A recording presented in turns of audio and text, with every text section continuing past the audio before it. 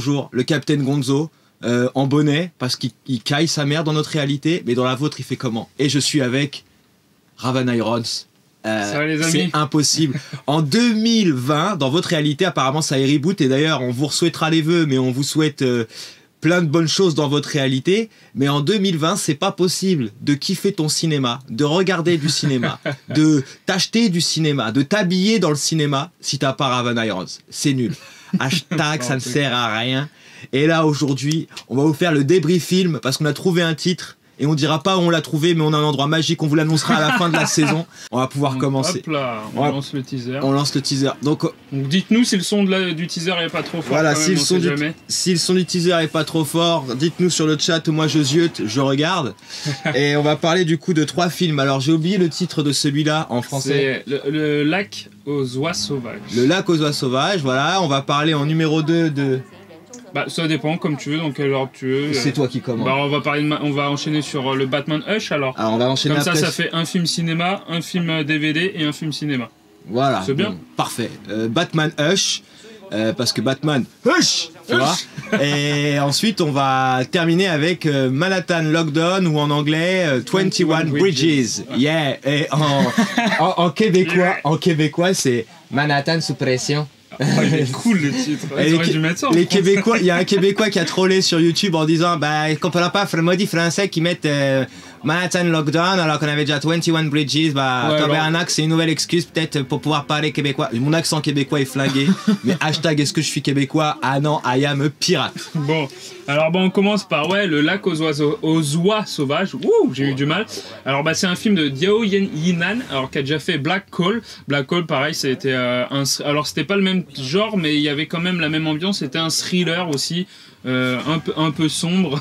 C'est avec Yuji et Lun Mei. Alors Lun Mei qui a déjà joué dans Black Call du même réalisateur et qui a fait une voix dans l'animé Happiness Road que je vous conseille tout bonnement parce que c'est un animé très beau. Donc tu veux que je commence ou tu veux commencer? Bah moi je voulais rajouter qu'il faut savoir que toutes les semaines du coup on va faire le débrief film avec Raven, et donc sur les débriefs films il y a un film, il m'initie en fait au cinéma. Si c'était que moi, j'irais voir des trucs pas intéressants, mais on va dire que j'ai beaucoup de mal à sortir de ma zone de confort. Et alors du coup l'intérêt c'est que en fait moi c'est vous c'est moi, c'est-à-dire que même s'il y a des gens qui sont pas sensibilisés à certaines façons de filmer, à certains réals, et ben Raven lui vu qu'il c'est un vrai amoureux du cinéma et qu'il va un peu chiner partout voir s'il y a des films intéressants à droite à gauche, et ben lui il m'amène voir des films. Et là du coup c'est une découverte que Raven avait envie de voir et il m'a emmené le voir, tu vois. Du coup j'ai pas vu la bande annonce, j'ai rien vu avant d'aller le voir. C'est surtout que ce film là c'est un film chinois qui sortait pas dans énormément de salles, donc c'est pas un blockbuster quoi. Et puis bon, les films asiatiques comme ça on n'a pas l'habitude d'aller les voir, les sorties sont pas nombreuses quoi, en fait. Au niveau de la distribution c'est pas il a pas tellement de copies que ça, voilà. C'est qu'encore une fois le cinéma asiatique reste de niche.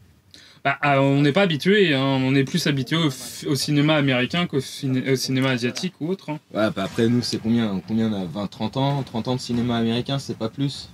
On va dire que les nouvelles générations et encore cinéma américain, mais on peut rajouter même plus avec les dessins animés et tout ça qui sont typiquement américains, parce que même dessins animés, enfin à part certaines personnes, même dessins animés, on consommait que du dessin animé américain.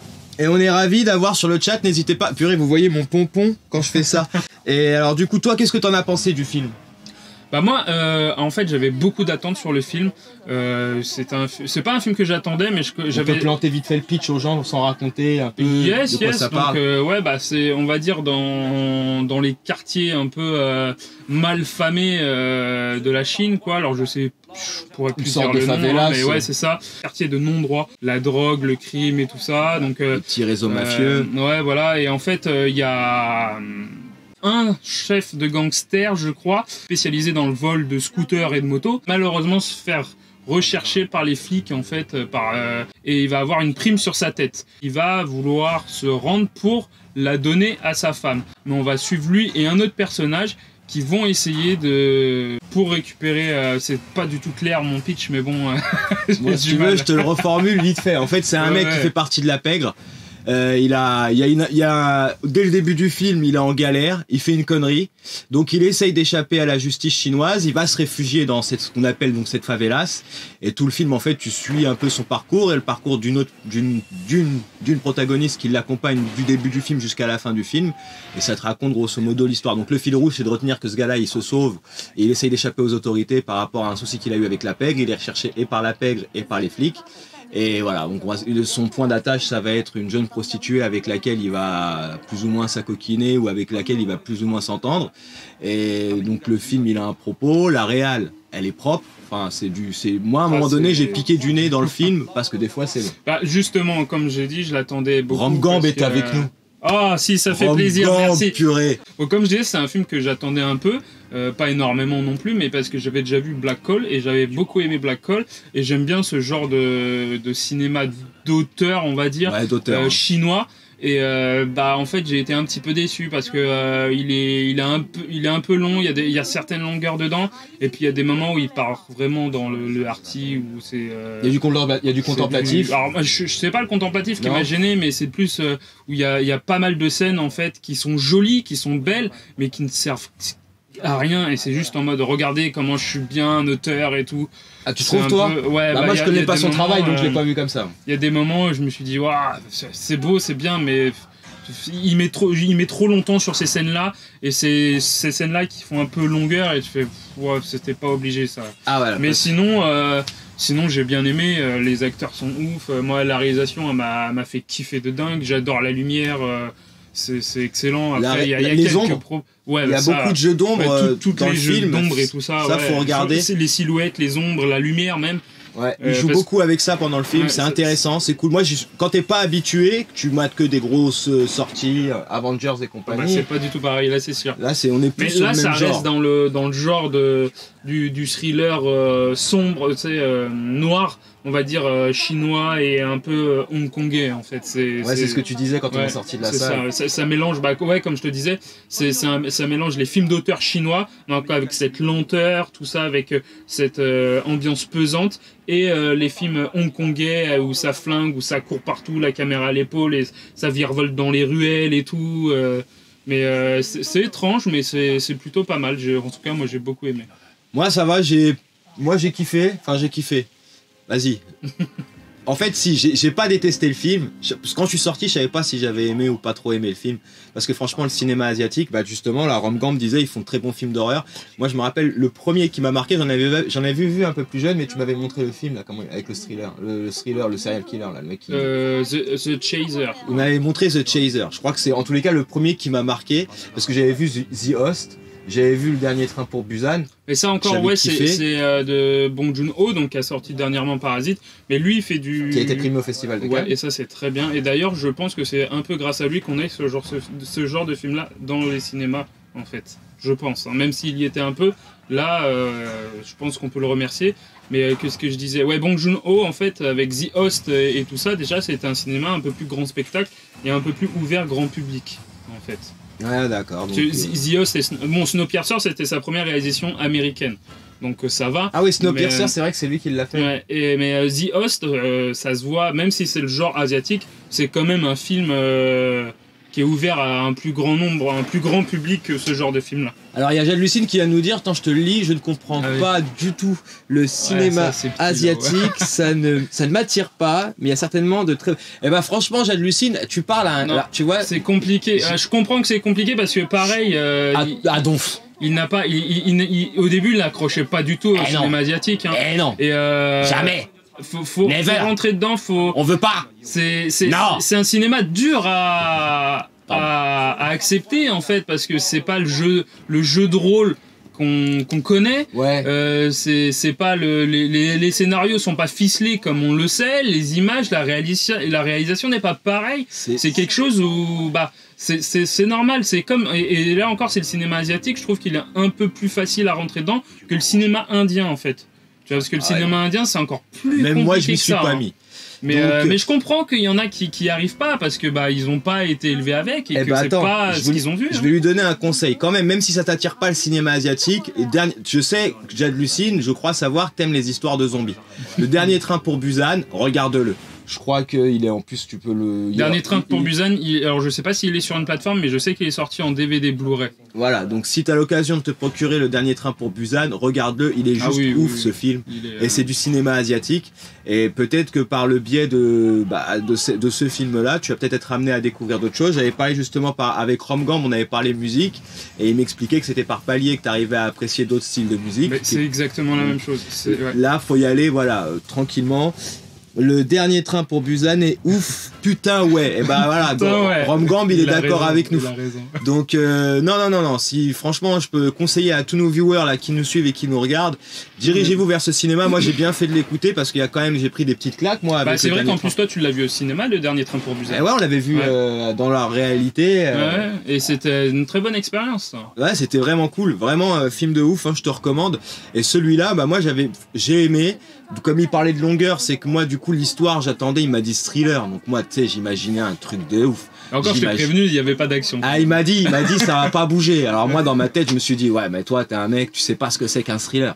Moi j'imaginais des roulades, des roues arrière, du kung-fu. Alors il y en a un petit peu. Il y a pas de kung-fu par exemple. Ah, au début si, ça se tape un peu karaté tu vois. C'est du... Ouais c'est du street hein. Voilà, c'est de la vieux stéréotype de merde que je vous sors. Mais moi je m'attendais à un truc plus comme ça tu vois. Et en fait, à un moment donné dans le film, vu qu'il faut qu'il te fasse rentrer dans l'histoire et qu'à un moment donné, le personnage il est seul. Donc c'est pour ça aussi que t'as des longueurs. C'est-à-dire que dans la réal, tous les plans sont travaillés. Même là, les plans qu'on voit là, absolument tout est la taffé. La bande-annonce, vous vend très bien le film. Il me l'a dit en sortant avant qu'on reprenne la trompe machine, quand on est sorti du cinéma pour retourner dans notre réalité, il m'a dit.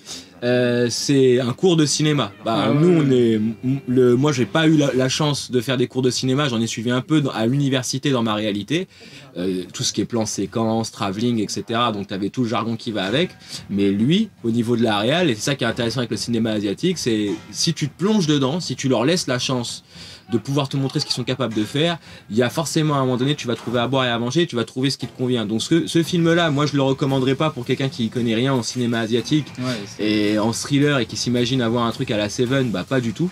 On est sur un autre délire, c'est pas trop intellectualisé, en tous les cas moi je l'ai pas trouvé intellectualisé, bien qu'il y ait des propos sous-jacents par rapport à la pauvreté en Chine, la prostitution, c'est amené intelligemment la prostitution. Justement, comme tu dis, la pauvreté en Chine, là en fait c'est on est vraiment dans un environnement de la Chine où c'est sale, c'est crade, et on côtoie des drogués, des alcooliques, des pauvres qui se traînent par terre, et il n'y a que de ça pendant tout le long du film. Et il nous les filme, hein, il nous montre chaque cadavre qui est sur une bord de table complètement bourré, ou un drogué par terre avec de la drogue à côté de lui. C'est le côté sombre et sale de la Chine. Eh bien, mais le truc, c'est que c'est filmé d'une manière à ce que, regardez, regarde la bande-annonce. Est-ce qu'à un moment donné, tu vois, pourtant, le film, il est un peu creepy, tu vois, mais pas dans le sens où c'est dur à regarder, mais la misère, tu la ressens même dans des plans clean. Regardez, là, par exemple, on parlait du jeu des ombres, là, t'en as derrière. T'as des trucs qui sont, voilà, même là, tu la vois jouer avec un jouet que t'achètes au bas de ta tour Eiffel dans ta réalité. Tu vois, c'est beau le film. Et pourtant, avec du beau, on te manque du moche. Rien que ça, c'est une prouesse cinématographique parce qu'il tombe pas dans la caricature. Franchement, moi, c'est un film, j'ai aimé, en tous les cas, là, sur les 3 films qu'on a vus, j'ai pas trop rechigné, c'est pas Charlie's Angel. On reviendra pas sur le coup de gueule de la semaine dernière où j'avais envie de casser des bouches.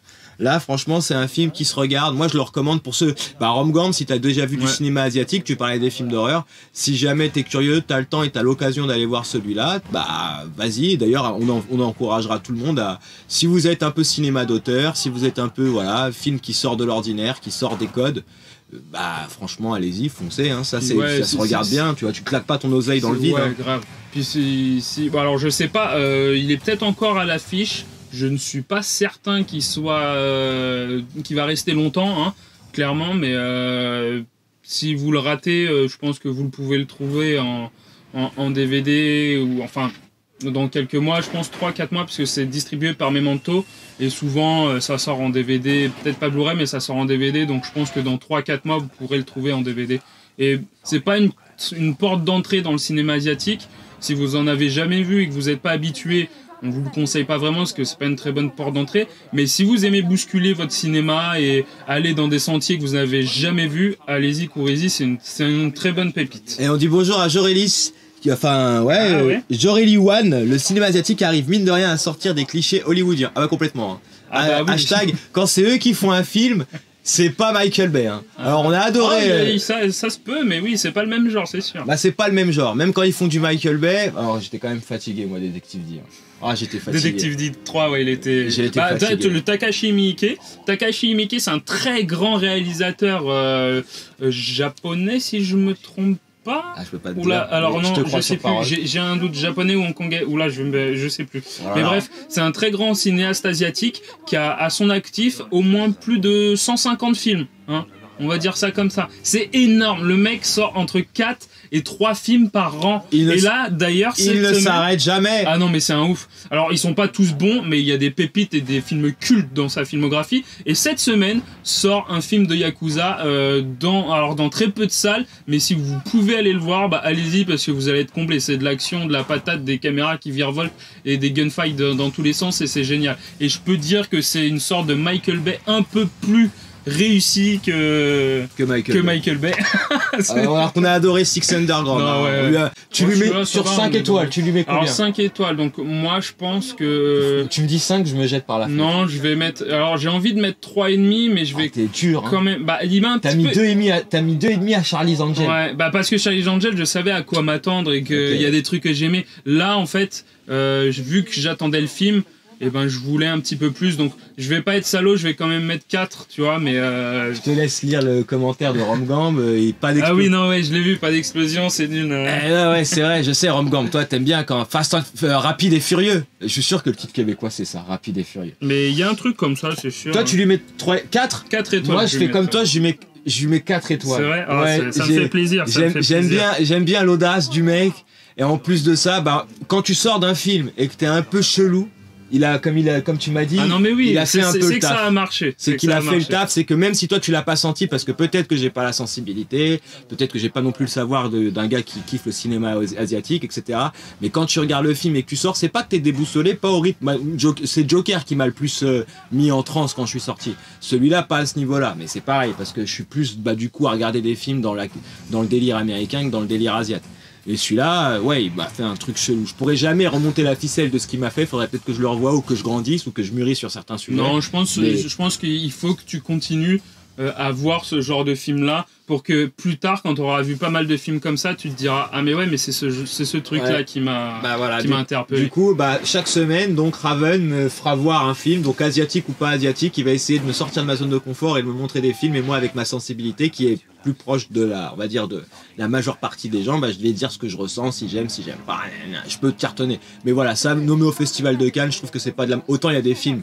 Oui, mais ça c'est le genre de film à être nommé au Festival. Ouais, mais moi je te parle des mecs, tu sais, les films français où le mec il fume sous la douche, qui recite du Baudelaire, sa mère en fait c'est sa femme, tu sais, le film d'auteur français, moi franchement j'y arrive, c'est compliqué, je comprends pas le bail. Merci, au revoir, ciao. Et on va passer maintenant à notre deuxième film, qui n'est pas un film. DVD. Alors aussi, c'est un film d'animation. D'animation. Alors il faut savoir que la Warner cartonne plus dans les films d'animation d'ici que dans leurs films tout court.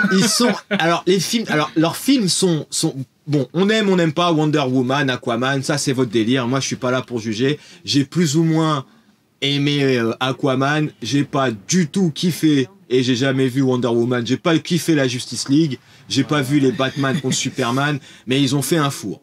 Par contre, la Warner sort régulièrement des DVD avec des films d'animation, donc des longs métrages de 1h30, avec du coup leurs personnages éponymes, donc tout ce qui est la Ligue des Justiciers, les Teen Titans, etc. Et là, c'est de la qualité. Ce que devraient être les films. De toute façon, si vous avez aimé, comme nous, si vous avez aimé la série animée Batman à l'époque, c'est dans la même veine, voire même un peu plus adulte. Ouais, c'est beaucoup plus adulte, parce que du coup, t'as un rapport forcément au sexe, à la violence, donc c'est pas non plus à mettre dans les mains de ton petit frère qui a 5 ans. Je te le dis tout de suite. Je sais pas s'il y a une interdiction sur les films, j'ai pas vu, mais je pense que ça doit être PJ-13 ou quelque chose comme ça. Ou 10, tu vois, quelque chose comme ça à mon avis. C'est un peu plus... Parce qu'il y a quand même de la violence et comme tu dis, du sexe dedans. Et comme tu me disais quand on avait fini de le regarder, ça a grandi avec son public. Exactement, ouais, complètement.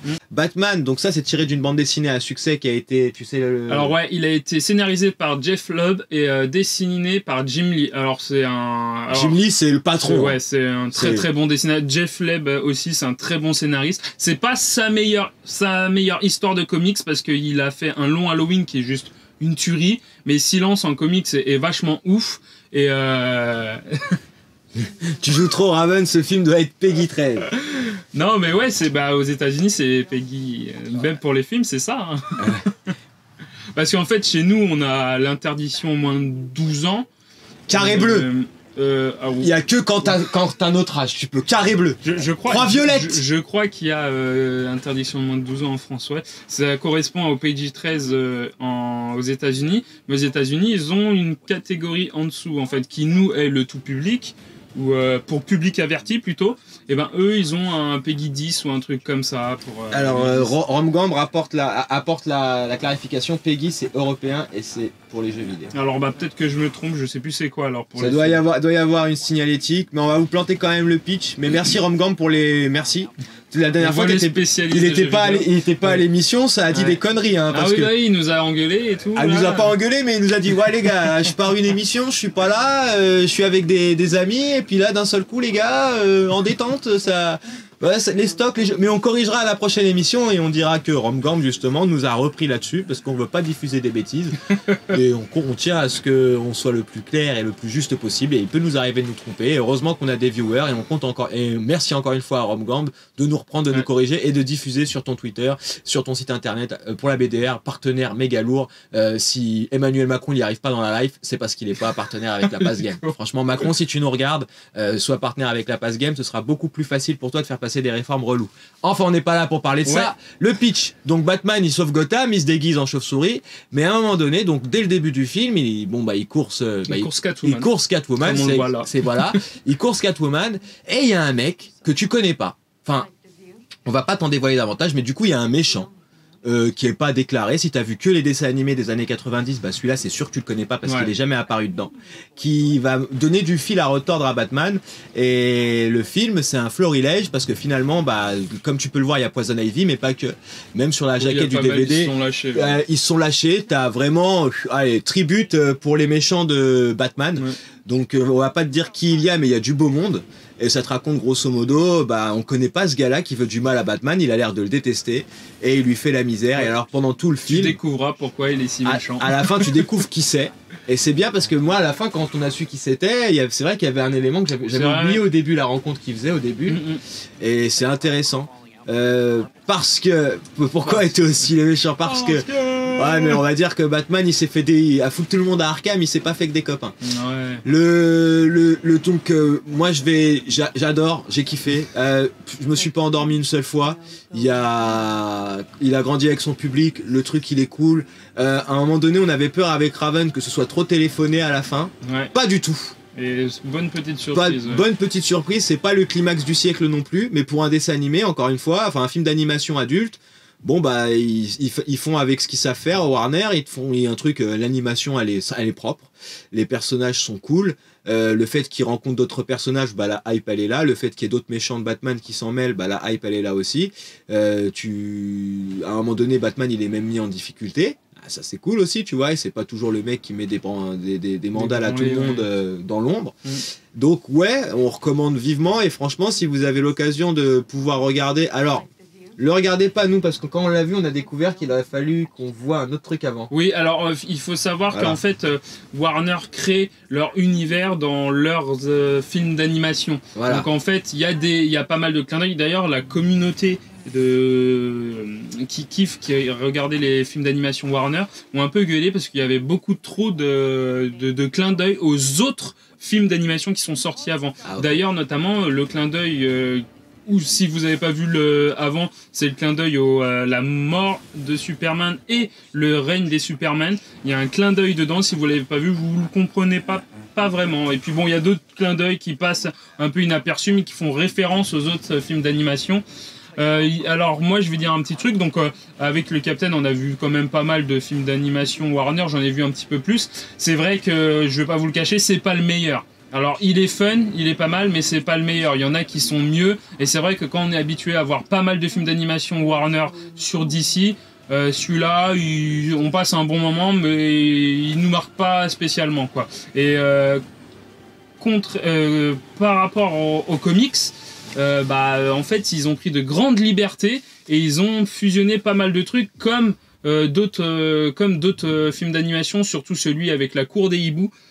Qu'ils avaient pris énormément de liberté par rapport tu m'avais dit qu'ils avaient comics. fait, ils ont pris des libertés par jamais faire ça. Lisez la cour des hiboux. Oui, de toute façon, on vous dit, lisez les comics, ça sera mieux. Même si les films d'animation sont mieux que les films normaux, ils sont bien, mais ils sont moins bien que les comics. Lisez des comics. Si vous avez l'occasion de tomber sur la cour des hiboux de Batman, moi j'ai lu que le tome 1, j'ai jamais lu le tome 2. Snyder et Greg Capullo. Une folie. Mais quand je te dis une folie, c'est une folie. Il est génial. Un des meilleurs renouveaux de Batman. Ah ouais, non, il est extraordinaire. Alors moi je savais pas qu'ils en avaient fait un film d'animation, je veux pas le voir d'ailleurs. Bon, il est pas mal, mais ils ont fusionné avec l'histoire du fils de Batman en fait. Donc, donc c'est pas... Bon là c'est une initiative où ça sort en DVD. Le problème c'est encore la question du fait que des gens n'acceptent pas qu'un dessin animé soit pour adultes en fait. Donc comme tu dis, il y a des films d'animation japonais qui sortent au cinéma parce que maintenant on commence à se rendre compte, et surtout la France, on commence à se rendre compte que les films d'animation c'est aussi pour les adultes.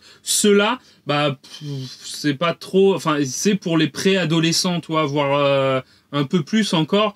Et tu as vu, il était PG, il y avait écrit PG-13 avant, tu vois, c'est ça.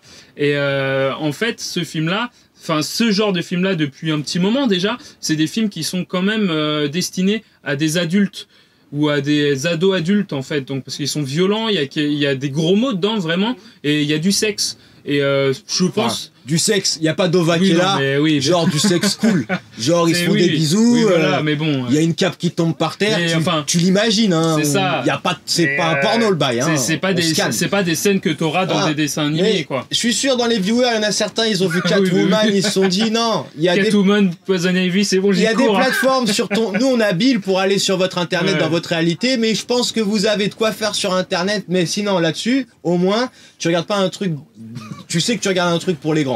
Parce que même le fait que Batman y prenne cher, le fait que ça mette des grosses patates dans des têtes, pour rester poli, et je voulais pas dire dans des mers, je voulais rester un peu correct. Tu l'as quand même dit. Ouais, je l'ai quand même dit. Non, mais après, et je pense que c'est pour ça qu'ils sortent pas au cinéma et que ça sort direct tout DVD et qu'il y a que ceux qui savent et qui connaissent en fait. Franchement, moi je suis chaud de voir un truc comme ça aussi. Alors peut-être pas celui-là parce que c'est pas le meilleur. Franchement, je vous conseille, c'est Batman Assaut sur Arkham Asylum. Allez-y parce que c'est une tuerie celui-là, c'est un film d'animation, c'est une tuerie, c'est le Suicide Squad en film mais en 1000 fois mieux quoi. Il y a même Batman avec les Tortues Ninja en film d'animation, la BD elle est ouf.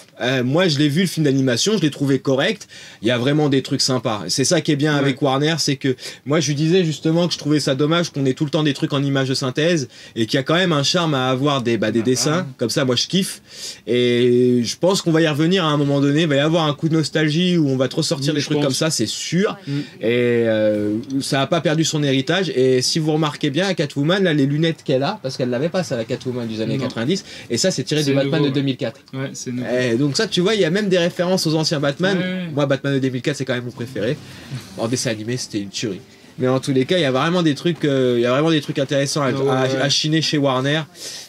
Pour ma part ce film est complètement validé. Attends, je suis d'accord, les dessins c'est sympa, ça a du charme. Bah ouais, c'est cool, tu vois. Et puis encore une fois, si t'as entre 28 et 35 balais, ça, ces trucs-là, ça peut te rappeler. Et même si t'es jeune, si tu connais pas, et que pour toi, on est vieux ou on est peut-être un peu passé de mode, regarde ce qui se faisait avant. C'est pas que c'était mieux avant, c'est aussi bien ce qui se fait aujourd'hui. Ça se fait aujourd'hui. Là, maintenant, l'animation qu'il y a là, elle est vraiment très belle, même par rapport au dessin animé de Batman de l'époque. Elle est vachement plus Regardez les ombres, les couleurs. Elle est très jolie, là. Je vais lui mettre une note. Ouais. Moi, j'ai été un petit peu, alors pas déçu parce que j'attendais pas spécialement le truc, mais je me suis dit que ça aurait pu être mieux, donc je vais lui mettre 3,5.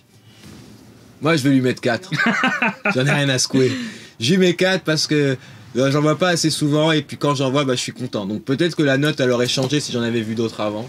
Mais moi j'ai vu le Tortue Ninja, j'ai vu le Assaut sur Arkham. Je t'en montrerai d'autres qui sont pas mal. Je lui mets 4 parce que sympa, parce qu'à un moment donné il y a même un truc assez glauque à la fin.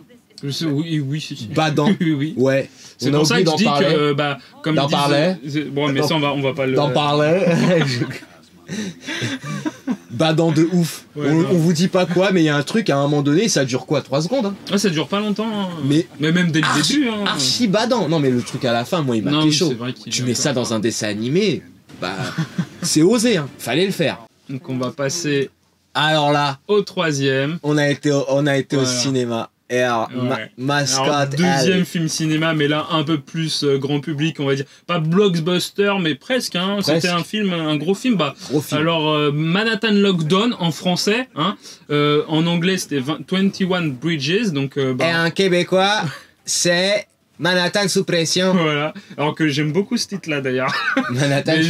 Nous les Français, on aime bien traduire des titres anglais par des titres anglais. Alors on fera pas mieux que les Espagnols. Les trépidantes aventures de Gérard le magicien. Las trepidantas aventuras de Geraldos el Magicas, là où je sais pas trop quoi pour The Witcher. Non, ouais. Ils ont tué le bail. Non, bon, ouais, alors Manhattan Lockdown de Brian Kirk alors, c'est un mec qui a taffé sur les séries, donc il a taffé sur la saison 1 de Luther, il a taffé sur la saison 1 de Game of Thrones, et il a taffé sur la saison 2 de Penny Dreadful. Donc, moi j'ai un peu peur parfois quand c'est des mecs qui viennent des séries sur des films, parce que c'est pas du tout le même taf, c'est pas du tout la même réalisation, ni la même écriture, mais là, il s'est vraiment bien débrouillé, et puis c'est un mec à suivre. Parce que là c'est les séries que je vous ai données, c'est des très bonnes séries, hein. Luther, je vous le conseille, c'est une série anglaise avec Idris Elba.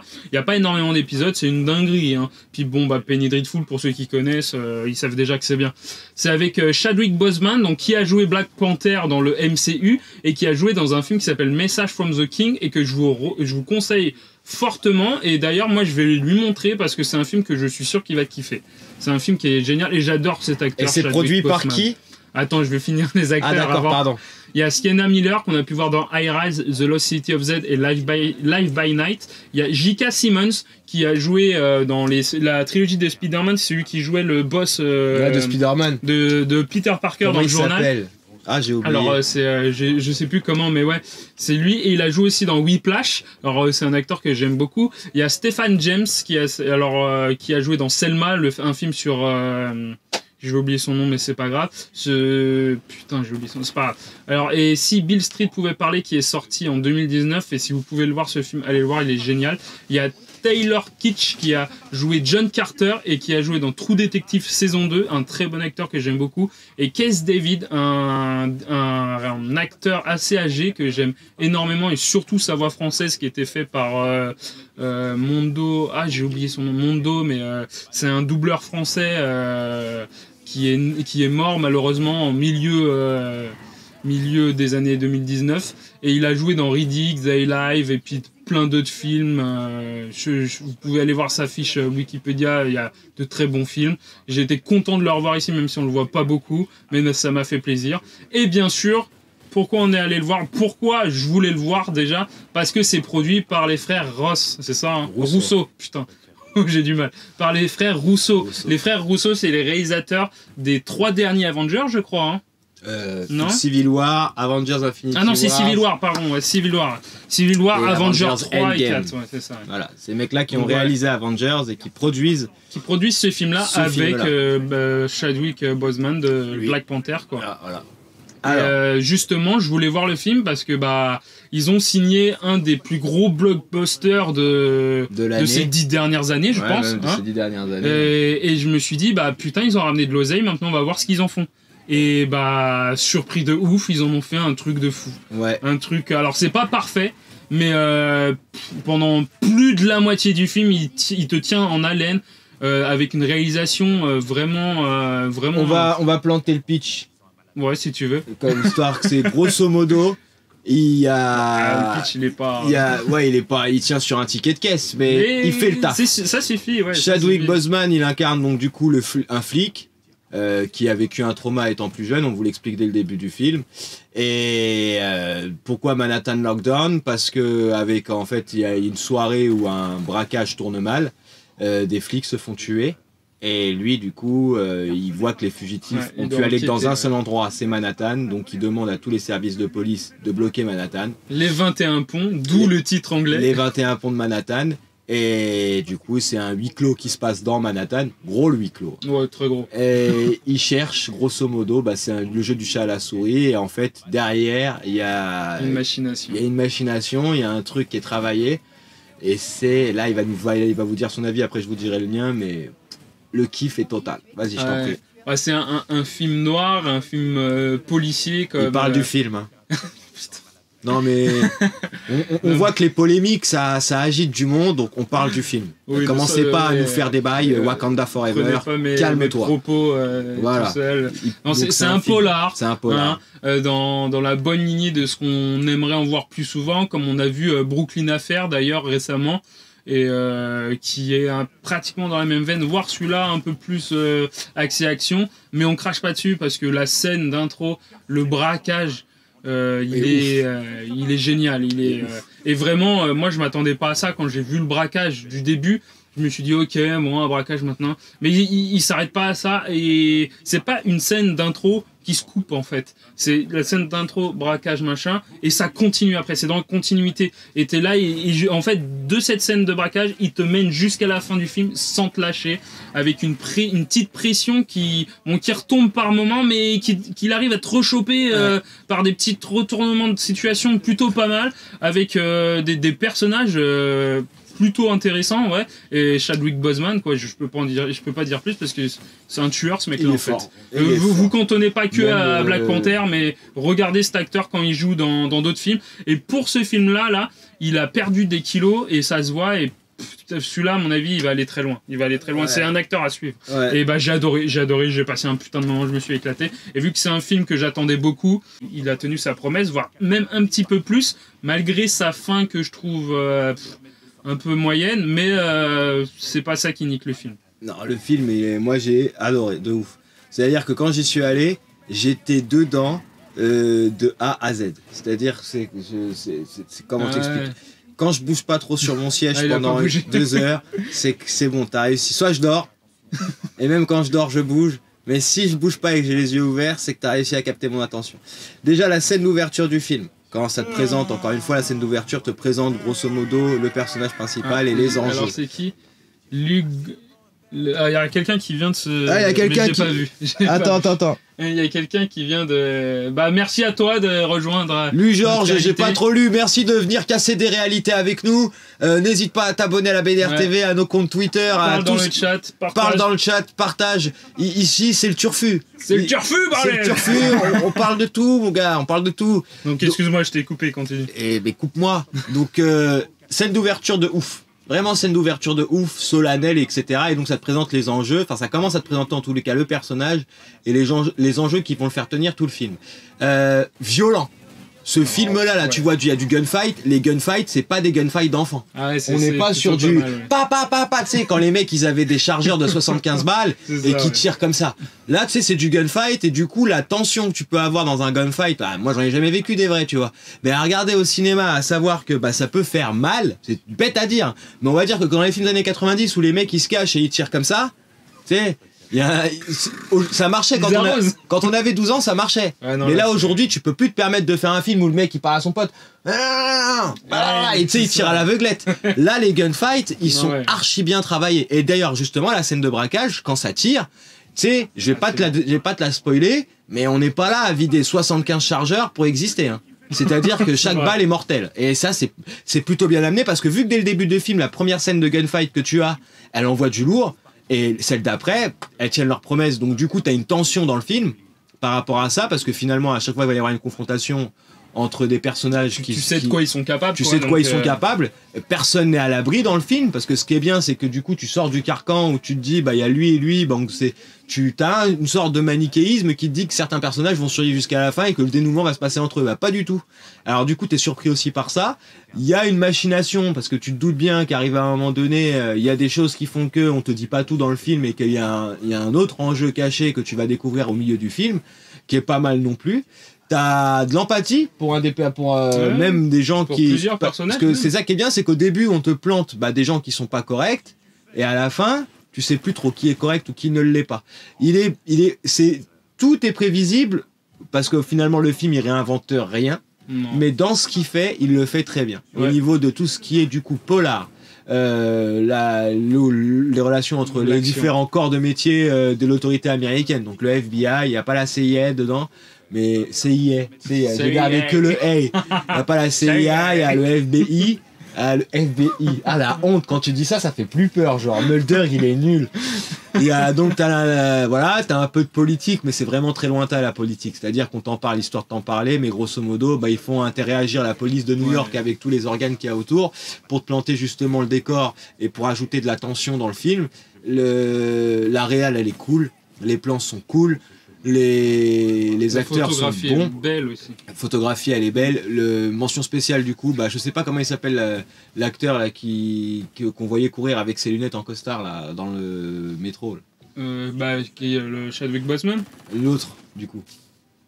L'acteur lunettes. Chadwick Boseman, c'est le flic. C'est le Renoir, ouais. Et l'autre Renoir qui a ses lunettes là, qui est dans le métro, tu sais. C'est Stephen James. Stephen James qui a joué dans, j'ai pas vu. Selma et si Bill Street pouvait parler. Et j'ai pas vu. Lui, bon acteur de ouf. J'adore. Je kiffe. Même l'autre, là, son pote. Ouais, Taylor Kitsch, c'est celui qui joue John Carter là. Ils sont pratiquement tous bons. Non, ils sont tous bons. Pratiquement. Il y en a que t'as trouvé pas trop bon. Non, pas spécialement, mais il est pour début d'année, franchement, du lourd. Ouais, celui-là, 1er janvier d'ailleurs, il est sorti et premier film de 2020. Allez le voir, franchement, moi je recommande chaudement. Ouais, on vous le conseille. Juste la fin. Ouais, c'est. Tu sens que c'est pas qu'il savait pas comment la terminer. C'est comme je te dis, c'est vu que c'est un réalisateur de série. Va voir Manhattan Lockdown. Hein. Franchement, donne la chance aux frères Rousseau de te montrer autre chose que du Avenger. Oh purée, qui c'est qui nous... c'est écrit là. C'est Mathis. Merci de nous suivre. Merci Mathis de suivre la BDR TV. Pareil que tout le monde vient casser des réalités. Ça va toucher à la fin.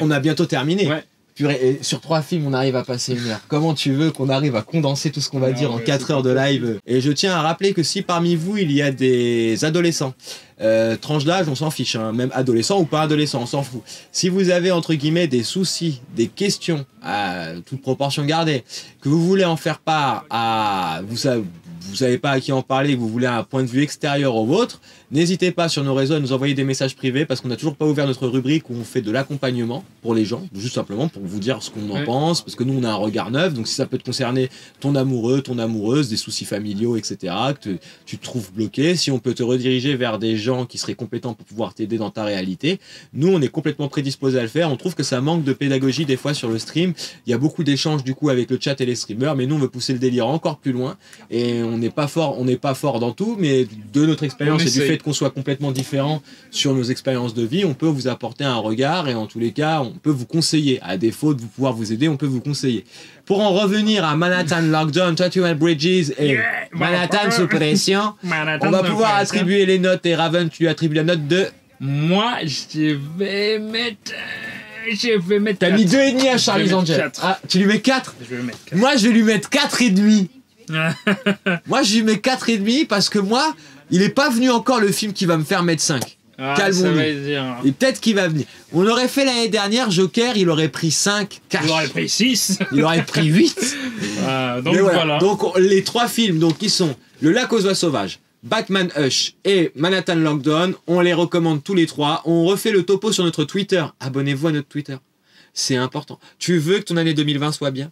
La notation, c'est sur 5. La notation, c'est sur 5. On répète. La notation, c'est sur 5. Parce qu'on trouve que sur 10 et sur 20, c'est trop facile. C'est trop facile de mettre des petits... Là, c'est vraiment sur un peu 5, dur à noter. Ça veut dire que on a plutôt bien noté, à part un film. Non, mais toi, gars, t'aurais été prof, t'aurais mis 20 à tout le monde. Ça a été une bonne semaine, agréablement surpris. Alors, on vous dit pas, parce qu'on ne sait pas encore quels sont les films qu'on va voir la semaine qui arrive et qu'on va débriefer avec vous. Il y a de fortes chances que le jour de débrief film change. Chadwick Boseman est avec nous. Et sinon, qu'est-ce que t'as pensé de... Ah, il me faut un micro. Attends. Et sinon, qu'est-ce que t'as pensé de ton film? Hein? Vas-y, et il nous faut un doubleur. Chose numéro 1. On a reçu un message de menace à la dernière émission. Ouais. Si vous avez regardé la VOD qui a de la 3e émission qui a sur YouTube, allez la voir. Sur le montage, j'ai calé le petit message pour ceux qui ne l'ont pas entendu. Et c'est dans les débuts, donc ne dis pas, faut regarder 6 heures de vidéo, tu regardes les 5 premières minutes. Elle dure 3h40 cette fois-ci. C'est plus court. Mais du coup, on a reçu un message de menace. Et à la prochaine émission, on va y répondre. Ouais. Aussi, on prépare notre message. Là. On prépare notre message, mais on le prépare pas seul. On invite les viewers à nous envoyer des exemples de menaces, parce qu'on nous menace pas comme ça. Yes. Tu menaces pas moi, you are talking to me. Lui, tu le menaces. Lui, tu le menaces. Lui, tu le menaces. Tu nous menaces pas comme ça. Tu nous parles pas sur Ston quand on est en live sur la BDR. Il y a quelqu'un qui nous veut du mal. Et alors là, c'est super important. On veut que, vraiment, la prochaine émission, on veut que t'en parles à tout le monde. On veut du monde sur le live. Il faut vraiment qu'on arrive à écrire un message. Il faut qu'il se fasse dessus. Deuxième chose. Je sais plus. Oui, ça m'est revenu. Nous avons donc, je l'ai dit en début d'émission, mais je le répète. Romgamb a un Twitter. Yes. J'ai un Twitter. Yes. Raven a un Twitter. Yes. JLT le Texan Yes. a un Twitter. Fufu a un Twitter. Yes. Tizik a un Twitter. Yes. Abbott a un Twitter. Ouais. Dova a un Twitter. Yes. Emmanuel Macron non. a un Twitter. Non. Lui, il est beau. Romgamb qui est du coup un de nos modos. Et qui Yes, est aussi il est un de beau, nos lui. testeurs qui teste des jeux rétro gaming pour vous. Les tests des jeux vidéo, c'est lui. C'est lui, c'est Romgamb. Et il vous en prépare un pour la prochaine émission. La Past Game, vous avez en dessous de la vidéo les liens de nos partenaires de la Past Game. Ouais, il sur faut le Twitch. réellement que vous vous intéressiez à ce qu'ils font. Romgamb fait un travail acharné pour ce site et cet assaut. Turtle, coucou Turtle, Yes, Turtle bien. qui est un de nos partenaires aussi, allez follow Turtle, Ouais, il très est important. Très bon, lui aussi. Big up Turtle. On aura aussi, et je sais plus ce que j'étais en train de dire, je me suis perdu, j'en ai marre. Ah oui, prochaine émission, Il est donc tard. on va un peu diversifier le bail. Il sera question de parler donc jeux vidéo, Jeux vidéo. film, dossier, Dossier. livre. On parlera Ouais, livre. on va essayer de parler livre. Livre, c'est moi qui vais m'en occuper. Je délègue les jeux vidéo à JLT. Ouais. Et Fufu nous fera une rubrique sneakers, lifestyle, comment Ouais, bien s'habiller on va dans ta essayer réalité. des nouvelles formules et vous nous direz si ça vous plaît ou pas. Des nouveaux formats. Et qu'on remercie ouais. chaudement Romgamb, Turtle et tous les gens qui font que la BDR TV, bah, c'est cool à faire depuis le temps qu'on est dessus. Ça fait C'est vrai. 3 Ça émissions. fait 3 émissions, 2 mini-lives, 4 reportages, dont un sur le pif. Non, je l'ai pas mis, mais justement avec Monsieur Turtle, Voilà. on va essayer de voir C'est pour le mettre. C'est beaucoup d'investissements financiers en ce qui nous concerne et personnel. Je vous avouerai que quand on a commencé, on n'était pas on n'était pas bien lotis au niveau du matos. Bon, les choses on commence à en avoir un petit peu, mais vous inquiétez pas, on va s'améliorer. Ouais. Merci pour les dons que vous avez faits et merci beaucoup de nous suivre. Merci à tous nos viewers. Restez connectés, n'hésitez pas à nous suivre sur nos réseaux. Si vous avez des critiques à émettre par rapport au débrief film, des choses à apporter, on est complètement ouvert d'esprit. Si vous avez des critiques à faire sur l'émission, que vous avez des choses à avancer, pareil. Oh, j'hallucine. Merci beaucoup, j'hallucine. Merci, c'est gentil. Merci à vous. Merci d'être là. On pourrait pas être là et faire ce qu'on fait si on n'avait pas vous de l'autre côté. Je sais pas combien vous étiez à nous suivre, mais c'était cool. Mais c'était très sympa. Ouais, c'était vraiment cool. Donc on se revoit. Hop. Les dons vont repartir fin janvier. Je ne peux pas laisser cet affreux portrait sur le bureau. Oui. Ah oui. Oui, c'est vrai qu'il m'a laissé un message comme quoi. À la dernière émission, vu qu'il n'était pas là sur le chat, il a vu en replay qu'il y avait Monsieur Dova dans un cadre. On choisit une autre photo de Dova d'ailleurs pour la prochaine émission. Ah oui, parce que c'est toujours Monsieur Dova qui est... C'est toujours Dova qui est en top 1 des... Mais voilà, tu peux gagner ta photo. Et moi, je pense que pour la dernière de la saison, moi, j'imprime un truc énorme. Un poster. Le meilleur donateur, il y a un poster énorme de lui sur le plateau. On dit pas, on n'en dit pas plus sur la dernière. Ça va être joli, ça. Ça va être joli. Faut vraiment rester connecté. Merci beaucoup de nous avoir regardé, merci de nous avoir suivis. Plus grand chose à dire là. On se donne rendez-vous la semaine prochaine pour le prochain débrief film avec Raven et moi-même. Yes. Voilà, cœur sur votre réalité, on vous kiffe beaucoup. On se voit la semaine prochaine, restez connectés. Allez, et n'oubliez pas, pendant qu'on n'est pas là, casser des réalités, ça c'est très important. Bisous de la part du Capitaine et de Raven. Allez, salut.